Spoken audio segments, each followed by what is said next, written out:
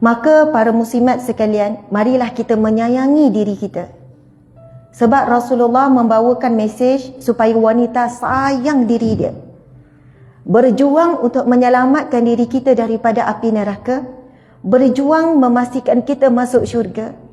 Sebab kita nak masuk syurga bersama dengan Nabi Muhammad sallallahu alaihi wasallam.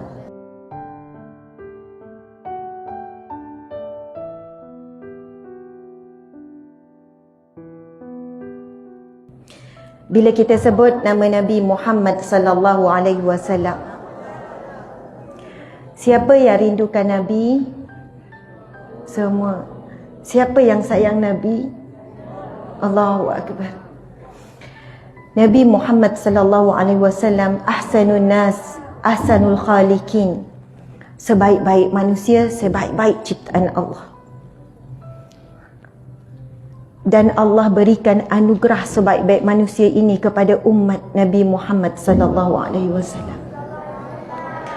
Nabi Muhammad adalah anugerah yang terindah buat seluruh manusia. Tetapi jangan lupa kepada pemberi anugerah. Rasulullah adalah hadiah yang terbaik, yang terindah. Jangan lupa kepada pemberi hadiah, iaitu Allah Subhanahu wa taala. Kerana manusia sangat mudah leka dengan hadiah, sehingga lupa kepada pemberi hadiah. Dalam kita memuji Rasulullah, kita merindui Rasulullah, kita mencintai Rasulullah, jangan sampai sirna. Jangan sampai kita lupa bahawasanya Allah yang maha mencintai kita mengurniakan Nabi Muhammad sallallahu alaihi wasallam kepada kita. Allah Subhanahu wa taala berfirman di dalam Al-Quran, "Wa ma arsalnaka illa rahmatan lil alamin." Dan tidak, Allah mulakan dengan nafiyah, nafi dulu. Dan tidaklah kami mengutuskan kamu wahai Muhammad illa, kecuali untuk memberi rahmat kepada sekalian alam. Sebab itu apabila Nabi Muhammad sallallahu alaihi wasallam lahir, maka seluruh binatang-binatang di lautan, di langit, di dalam perut bumi, seluruh makhluk, bukit, bukau, lautan, langit dan semuanya, ya Allah, mengucapkan syukur bersujud kepada Allah Subhanahu wa taala. Allahu akbar. Rahmat Nabi Muhammad sallallahu alaihi wasallam. Jika disebutkan rahmat Nabi Muhammad sallallahu alaihi wasallam dan kelebihan kita menjadi umat Nabi sallallahu alaihi wasallam, tidak terhitung. Dan sekiranya pada saat ini, wahai para wanita sekalian, ada di kalangan kita yang sedang dalam ujian, yang dalam sedih, dalam berjuang melawan hawa nafsu, sedang berhadapan dengan pelbagai cabaran hidup, tetapi cukup dengan kita mengingati hakikat kita menjadi umat kepada Nabi yang terbaik, dan kita diangkat kuntum khaira ummatin, kalian adalah umat yang terbaik, ukhrijat linnas, yang dikeluarkan dari kalangan manusia untuk manusia, ta'muruna bil ma'ruf wa tanhauna 'anil munkar wa tu'minuna billah. 3 syarat untuk jadi umat yang terbaik. Para muslimat sekalian, Nabi Muhammad tidak pernah melupakan kita. Sebelum kita rindukan Nabi, Nabi rindukan kita dahulu. Sebelum kita mencintai Nabi, Nabi mencintai kita dulu. Dan asbab Nabi Muhammad sallallahu alaihi wasallam, kedudukan wanita dinaikkan darjat begitu tinggi. Allahu akbar, subhanallah. Maka para muslimat sekalian, marilah kita menyayangi diri kita. Sebab Rasulullah membawakan mesej supaya wanita sayang diri dia. Berjuang untuk menyelamatkan diri kita daripada api neraka. Berjuang memastikan kita masuk syurga. Sebab kita nak masuk syurga bersama dengan Nabi Muhammad sallallahu alaihi wasallam. Kita nak berada di belakang Sayyidatina Khadijah, Sayyidatina Aisyah, Sayyidatina Fatimah, Sayyidatina Rabi'atul Adawiyah, Sayyidatina Asiyah. Allahu akbar, subhanallah. Saya nak sebutkan satu kisah pendek berkenaan dengan Sayyidatina Hafsah. Sayyidatina Hafsah adalah seorang wanita yang diberi gelaran wanita ahli siyam, wanita ahli puasa. Sayyidatina Hafsah binti Umar dilahirkan 5 tahun sebelum tahun kenabian. Masa umur Nabi 35 tahun dia baru lahir. Subhanallah, 5 tahun sebelum tahun kenabian. Tahun kenabian Nabi dilantik menjadi Nabi umur 40 tahun. Dia adalah anak kepada Sayyidina Umar radhiyallahu anhu. Dia merupakan isteri Nabi, salah seorang isteri Nabi. Sayyidatina Aisyah pernah menyebutkan Hafsah adalah salah seorang isteri Nabi yang menyamai kedudukanku dari sudut kesolehannya, kewarakannya, sedekahnya, amal ibadahnya. Pendek cerita, kita tahu bahawa Sayyidatina Hafsah adalah salah seorang isteri Nabi yang diuji oleh Allah Subhanahu wa taala untuk memberikan satu hikmah yang besar sebagai panduan dalam bab rumah tangga. Beliau pernah diceraikan oleh Rasulullah sallallahu alaihi wasallam.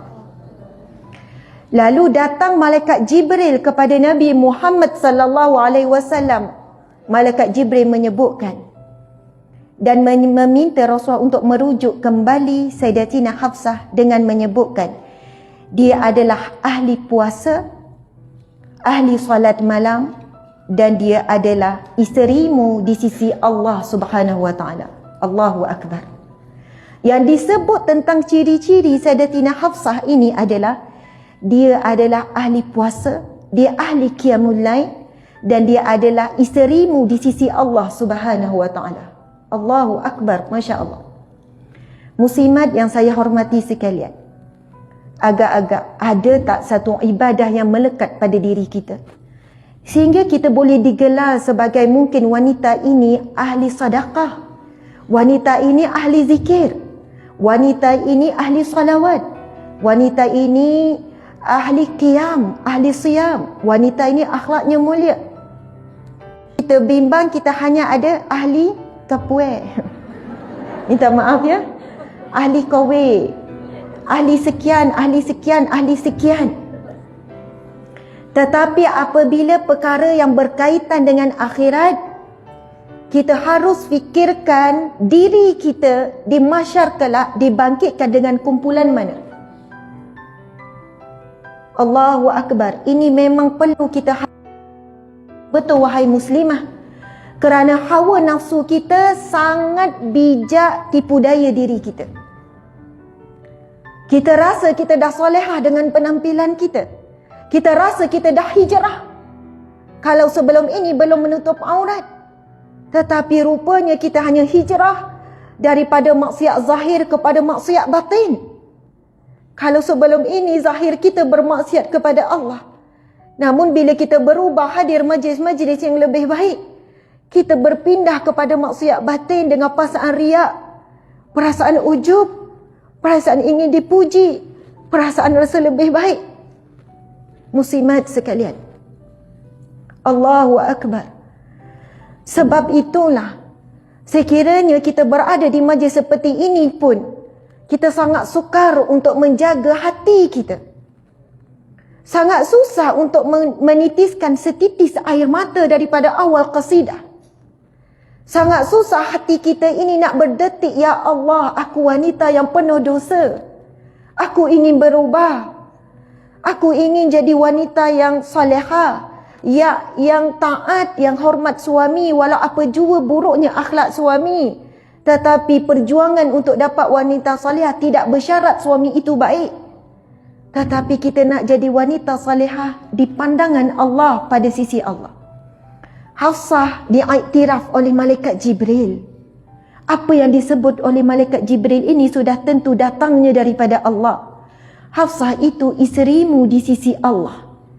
Adakah kita isteri suami kepada suami di sisi Allah?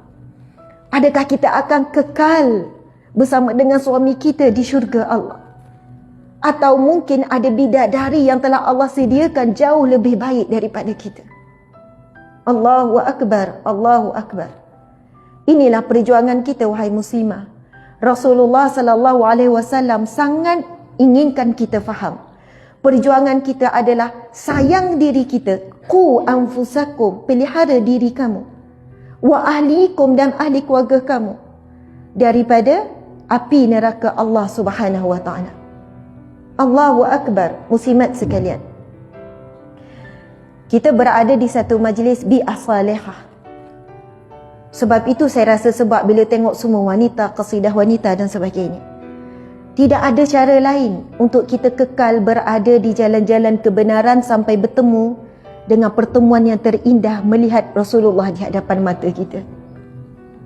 Melihat wajah Rasulullah, mendengar suara Rasulullah, berada dalam majlis yang jauh lebih indah daripada ini, tetapi di hadapan kita Rasulullah sallallahu alaihi wasallam.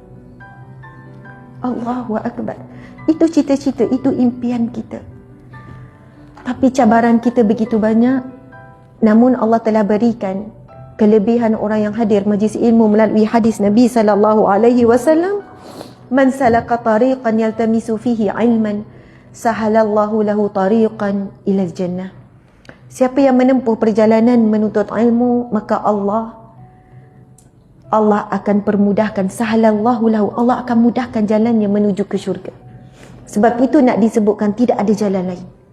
Wajib kita memastikan diri kita, bila ada majlis ilmu, usaha untuk hadir, usaha untuk duduk.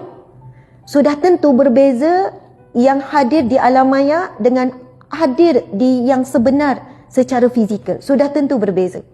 Namun bagi yang tidak mampu, asbab ada anak kecil, asbab kerja, asbab apa pun, mudah-mudahan Allah berikan kedudukan yang sama.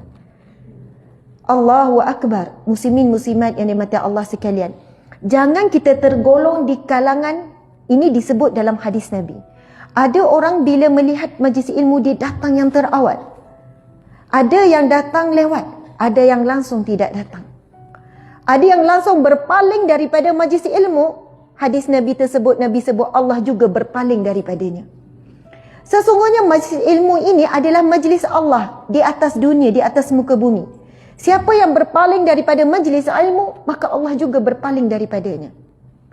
Dan sebaik kita habis situasi COVID, SOP yang sangat mendera hati kita, merindukan majlis-majlis seumpama ini, maka jangan sehingga kita hilang rasa cinta dan rasa rindu majlis seumpama ini. Alhamdulillah, wanita yang hadir begitu ramai, memenuhi setiap ruang dewan ini. InsyaAllah selepas ini, apa pun majlis ilmu, siapa pun penyampainya, bukan kerana penyampai kita hadir, tetapi kerana Allah. Kerana kita nak tetap berada di majlis-majlis syurga. Nabi SAW bersabda, "Idza marartum bi riyadil jannah farta'u." Apabila kamu melihat taman syurga singgah. Sahabat bertanya, "Fama riyadil jannah?" Di mana taman syurga? Ada ke taman syurga di muka bumi? Nabi sebut hilaquz zikri, iaitu halaqah, bulatan majlis-majlis zikir. Subhanallah.